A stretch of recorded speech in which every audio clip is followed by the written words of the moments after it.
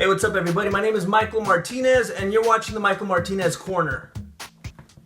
Today I'm going to expose the top 5 worst martial arts. Whether you approach the martial arts as a competitor, an action star, or strictly for self-defense, intense and consistent training should put you in a place where you're equipped to protect yourself. However, there are martial arts out there in which intense and consistent training will only set you up to fail. Number 5 on the list is Taekwondo. Taekwondo voluntarily forfeits the fastest strike that we have.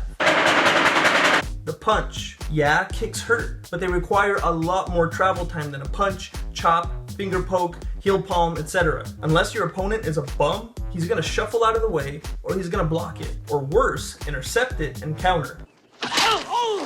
You might be thinking, well, Taekwondo does have punches. That's like saying that McDonald's has salads. They might as well not. We call Taekwondo a martial art, but it's a sport. And the practitioners train to land kicks, because that's where the points are. And this translates to real world scenarios. Throwing Taekwondo kicks in a street fight is going to disrupt your balance and expose vital targets.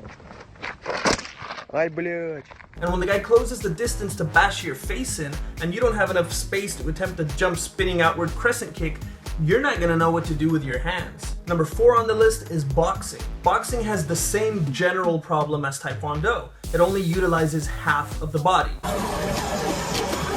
Taekwondo eliminates the faster limbs and boxing eliminates the stronger limbs. Boxers also typically train with large gloves or at least hand wraps at a minimum. This means that the moment their actual fist makes contact with someone's face in the street, it's gonna shatter. Practitioners from better martial arts systems train their hands to become like stone. Boxers train by hitting padded things with padded hands. They also typically have chicken legs, rivaled only by baseball players and golfers. If a boxer finds himself in an altercation with someone who likes leg kicks, he's going to be out for the count.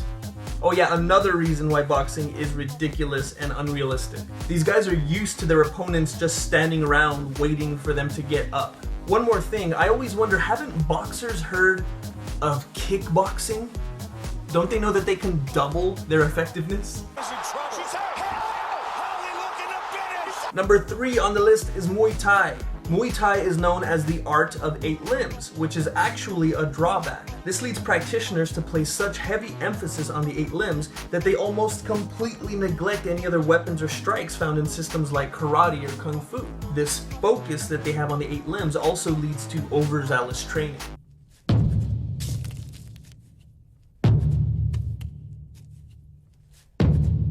Their simple catalog of movements leads them to train each one so vigorously that they wear out their own bodies before an opponent even lays a hand on them. By the time they approach a fight, they're already halfway beat up. And don't even get me started on the clinch. If a Muay Thai fighter finds himself in the clinch with a judoka, a wrestler, or anyone that knows anything beyond 8 strikes, he's gonna have more cracks in his spine than his shins.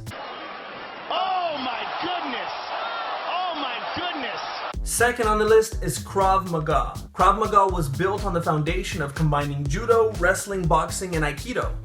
All worthless. We can end it there. To make things worse, it was created specifically for the Israel Defense Forces. We all know that because of rules of warfare, there's only so much that you're allowed to do when it comes to the hand-to-hand combat. It's in the Geneva Convention. Look it up. This is just as restrictive as learning to fight from MMA training. There's only so much that you're allowed to do in the cage. When it comes to the streets, there are no rules. And Krav Maga is based on defending yourself in a scenario that has rules. And now that we're talking about the streets and therefore real fighting, Krav Maga does what they call realistic fight training, which is unrealistic. The only way that you can realistically train for a fight is by finding an angry guy on the street and insulting his mother. Dojo drills can only be so realistic, and Krav Maga instructors are giving their students a false sense of reality. Have you ever met a Krav Maga practitioner? These guys think they're so hard. And first on the list is Brazilian Jiu-Jitsu. The UFC is absolutely to blame. Because of its popularity, BJJ dojos are popping up all over, and what are they teaching? They're teaching people how to fight in a cage. BJJ is absolutely a sport, and why would you use a sport to to defend yourself in a real life scenario. If someone attacks you, are you going to use your basketball skills to defend yourself?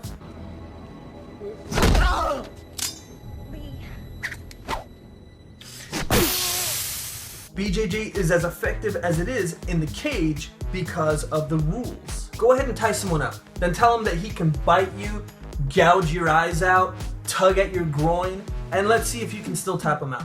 That's real fighting. Now, let's go ahead and leave cage fighting out of this. Let's go BC, before cage fighting. The BJJ objective was still to get the guy on the ground. Do bad guys not have friends in Brazil? Do they always travel alone? What in the world is keeping this guy's friends from stomping your head in? BJJ is meant for one-on-one fights, which you cannot count on. These have been the top 5 worst martial arts. Let me know if you agree in the comment section. If you don't agree, then you probably study one of these martial arts. Thank you for watching the Michael Martinez Corner. Now get out of here. This is my corner.